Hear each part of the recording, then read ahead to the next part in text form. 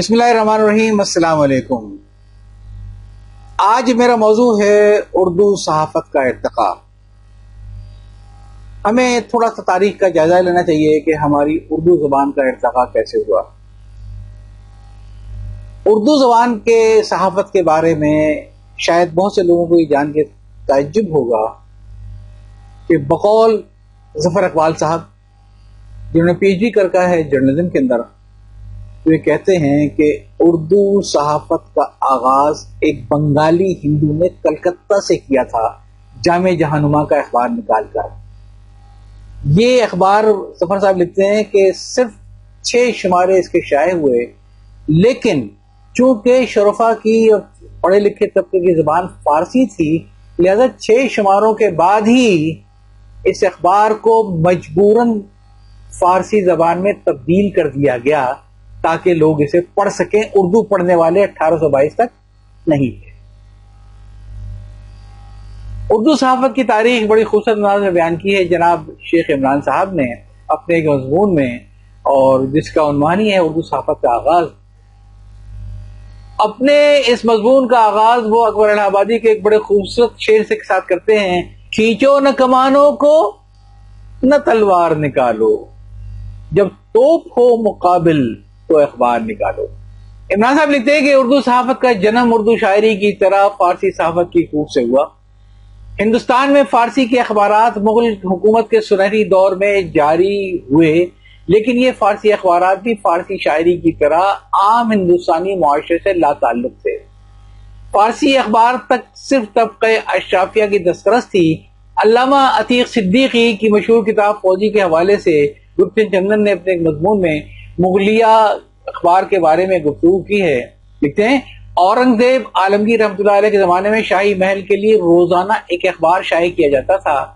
یہ اخبار آج کی طرح چاندنی چوک پر آواز لگا کے نہیں بھیجا جاتا تھا۔ مزید ان کے پیش رو مغل بادشاہوں کے لیے بھی ایک اخبار شاہی محل سے جاری ہوتا تھا، اور اس کی نقلیں دور دور کے علاقوں میں امراء وغیرہ کو بھیجی جاتی تھیں۔ مغل عہد کے کئی 100 اخبارات لندن کی رائل ایشیاٹک سوسائٹی کی لائبریری میں محفوظ ہیں۔ آگے چل کے عمران صاحب لکھتے ہیں کہ ہندوستان میں اردو صحافت کا باضابطہ آغاز سن 1822 سے ہوا، حالانکہ اس سے قبل ہندوستان میں فارسی صحافت کا رواج تھا۔ کلکتہ کی سرزمین سے اردو کے افق پر ایک تابندہ تارہ جامع جہانما طلوع ہوا۔ جامع جہانما اردو کا اولین مطبوعہ اخبار ہے جو 27 مارچ 1822 کو کلکتہ سے جاری ہوا۔ اس اخبار کے ایڈیٹر منشی سکلال اور مالک ہری ہردے تھے۔ یہ ایک ہفتہ اخبار تھا، یہ فارسی ٹائپ میں چھپتا تھا، چونکہ اس وقت فارسی ٹائپ کا ہی رواج تھا۔ اس اخبار کی سب سے بڑی خوبی یہ تھی کہ یہ اردو کا پہلا اخبار تھا۔ اس کے ایڈیٹر مالک غیر مسلم تھے، اور اسی جامع جہانما کے بارے میں ظفر اقبال صاحب نے ایک دوسرے مضمون لکھا۔ ظفر اقبال صاحب نے پی ایچ ڈی کر کے صحافت میں، یہ بھی ان کا بھی تعلق ہندوستان سے ہے۔ وہ یہ لکھتے ہیں کہ یہ اردو اخبار جب شائع ہوا تو 6 شمارے کے بعد ہی اس کو بند کرنا پڑ گیا، اور دوبارہ پھر اس کو فارسی زبان میں شائع کیا گیا، کیونکہ اردو پڑھنے والے تھے ہی نہیں۔ جو پڑھا لکھا طبقہ تھا اس دور کا صرف فارسی پڑھا کرتا تھا۔ یہ ظفر اقبال صاحب گواہی، کبھی موقع ملا تو انشاءاللہ وہ مضمون آپ سناؤں گا۔ آتا ہوں میں دوبارہ عمران صاحب کا مضمون کی طرف۔ جدوجہد آزادی 1857 سے قبل ہندوستان کے مختلف شہروں سے متعدد اردو اخبارات جاری ہو چکے تھے۔ 1834 میں بمبے سے آئینہ سکندری، یہ اخبار اردو میں جاری ہوا، حالانکہ فارسی زبان میں یہ اخبار 1822 سے ہی جاری ہو گیا تھا۔ یہ ایک نیم سرکاری اخبار اور بمبے کے گورنر کے اعماء پر جاری کیا گیا تھا۔ 19ویں صدی میں عمران صاحب بتاتے ہیں کہ اردو کا ایک بڑا اخبار سامنے آیا، یعنی دلی اردو اخبار، جسے اردو کے مشہور ادیب مولانا محمد حسین آزاد کے والد مولوی محمد باقر نے 1836 میں جاری کیا۔ یہ اپنے عہد کی عکاسی کرتا تھا۔ جدوجہد آزادی میں مولوی محمد باقر کی خدمات کو فراموش نہیں کیا سکتا۔ اردو کے پہلے شہید صحافی کے طور پر آپ کو یاد کیا جاتا ہے۔ مولوی محمد باقر کا اپنا چھاپا خانہ اور ایک بڑی لائبریری بھی تھی، جو 1857 کی لڑائی میں تباہ ہو گئے، لیکن اردو اخبارات نے ایک تاریخ ضرور ثبت کر دی۔ تو یہ تاریخ کی گواہی ہے کہ کس طریقے سے انگریزوں نے اردو زبان کو یہاں پہ فروغ دیا، اور صرف عیسائیت کی فروغ کے لیے انہوں نے خیر خواہ ہند جاری کر دیا تاکہ لوگ اردو کو پڑھ سکیں۔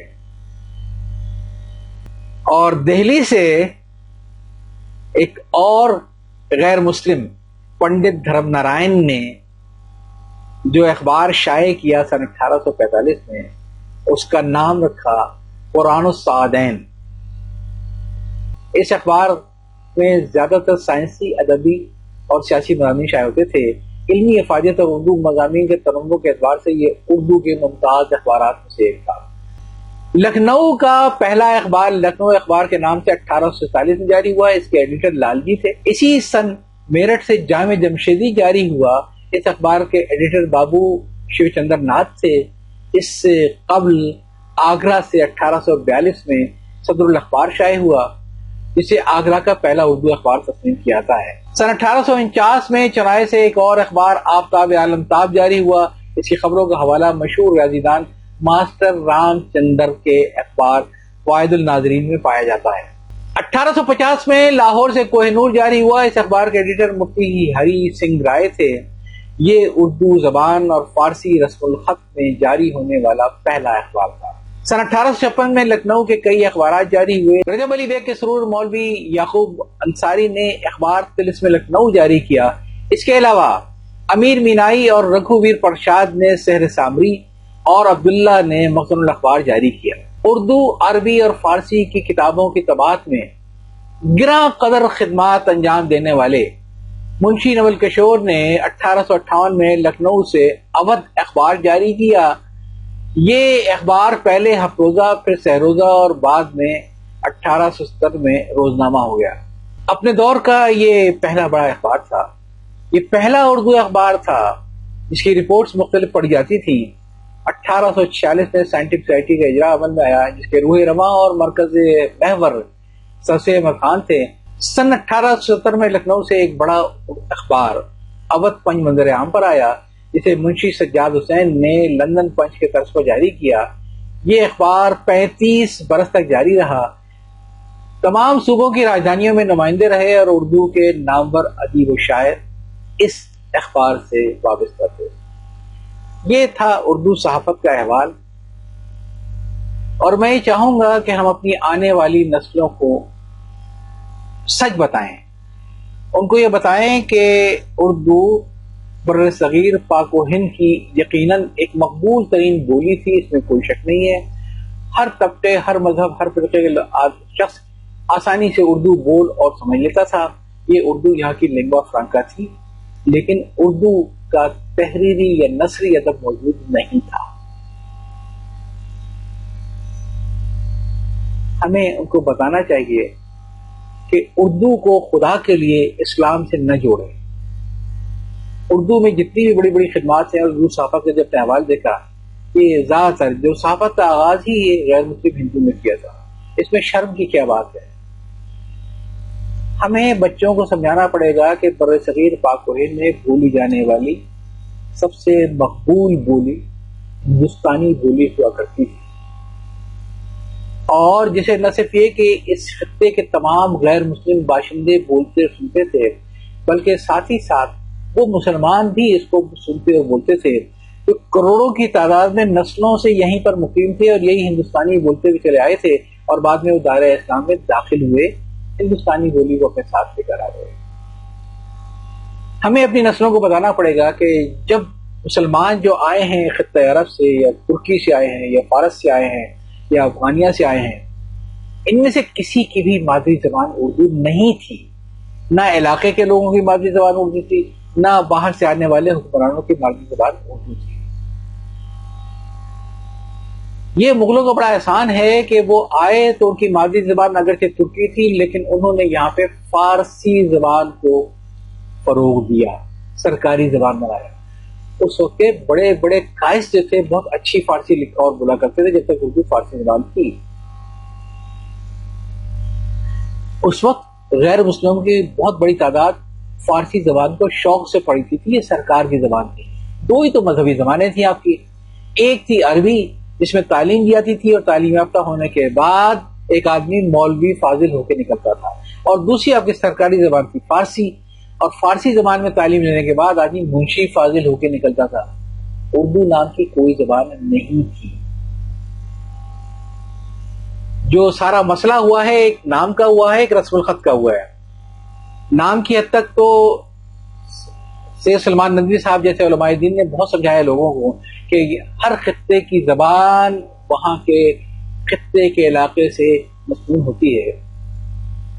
جہاں تک رہا زبان کا مسئلہ، تو سید سلمان ندوی جیسے علماء کرام نے لوگوں کو بہت سمجھایا کہ دیکھو، اگر کوئی آدمی ترکی میں رہتا ہوگا تو اس کی زبان ترکی کہلائے گی، اگر ملک فارس میں رہتا ہوگا تو فارسی کہلائے گی، اگر عربستان کا ہوگا تو عربی کہلائے گی۔ اس میں کوئی حرج نہیں ہے کہ ہندوستان میں رہنے والوں کی زبان کو ہم ہندوستانی زبان کہہ دیں، چاہے مسلمان پڑھیں سنیں یا غیر مسلم۔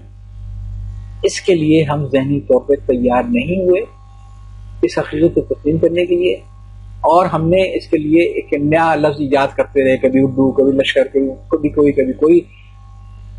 ہندوستانی زبان کو ہم نے ہندوستانی زبان نہیں کہا۔ آج بھی جو دنیا بھر میں اردو بولی پھیل رہی ہے، جسے ہم فخر سمجھتے ہیں کہ ہماری اردو بولی دنیا بھر کے کونے کونے میں بولی سمجھ جاتی ہے، وہ اردو بولی نہیں ہے، وہ ہندوی بولی ہے جسے بالی ووڈ نے دنیا بھر میں پھیلا دیا ہے۔ اگر بالی ووڈ نہ ہوتا تو یہ ہندوی بولی، ہندوستانی بولی، اس کو آپ اردو بولی کہتے ہیں، اس کو جاننے سمجھنے والے بھی نہ ہوتے۔ اور دوسرا بڑا جو مسئلہ رہا وہ تھا رسم الخط کا، کہ اردو ایک بہت مقبول بولی یقیناً تھی ہر طبقے کی، ہر طبقے کی، ہر علاقے کی، اس کا رسم الخط کوئی نہیں تھا۔ اور اردو تو آپ چھوڑ دیجئے، مسلمانوں کا تو آپ چھوڑ دیجئے رسم الخط، یہ ہندوؤں کے پاس بھی نہیں تھا، ہندی زبان کا کوئی رسم الخط نہیں تھا۔ اس کمزوری کا انگریزوں نے فائدہ اٹھایا کہ جب فورٹ ولیم کالج بنایا تو انہوں نے اٹھا کے اردو بولی کو یا ہندوستانی بولی کو جب تحریر کی شکل میں لے کر آئے، فارسی رسم الخط اس کو دیا اور کہا یہ مسلمانوں کی زبان اردو ہے، اور اسی بولی کو، اسی ہندی بولی کو جب اس نے رسم الخط دیا دیوناگری کا، تو وہ ہندوؤں سے کہا کہ تمہاری زبان ہندی ہے۔ یہیں سے سارے فتنے کا آغاز ہوا۔ میں آپ کو بتاؤں کہ ہندوؤں میں تو زبان تو خیر لکھی اور پڑھی جاتی ہے، وہ تو نہ مسلمانوں میں اس وقت تک تھی نہ ہندوؤں میں تھی۔ ہندوؤں میں بھائی بولی جانے والی ہندی بولی کی بھی اجازت نہیں تھی۔ نچلے طبقے کے جو ہندو تھے ان کو اجازت نہیں تھی کہ وہ برہمنوں کے مندر کے قریب کھڑے ہو کے اشوک وغیرہ سن سکیں، کانوں میں سیسا پگھلا کے ڈال دیتے تھے۔ آپ اردو بولی کہیے، آپ ہندو بولی کہیے، آپ اردو زبان کہیے، آپ ہندی زبان کہیے ٹھیک ہے، اردو زبان کہیے ٹھیک ہے، مگر یہ تسلیم کیجئے کہ ان زبانوں کا کوئی ماضی نہیں تھا۔ ہندی بولی کو رسم الخط انگریزوں نے دیا اور اردو بولی کو رسم الخط انگریزوں نے دیا۔ جس دن ہم یہ چیز سمجھ جائیں گے تو ہمارے ذہن بھی کشادہ ہو جائیں گے، اور جو ہمارے اندر کوئی تعصب کا جو مادہ ہے وہ ختم ہو جائے گا۔ اس پر انشاءاللہ گفتگو ہوتی رہے گی۔ یہ چاہتا ہوں۔ اللہ حافظ۔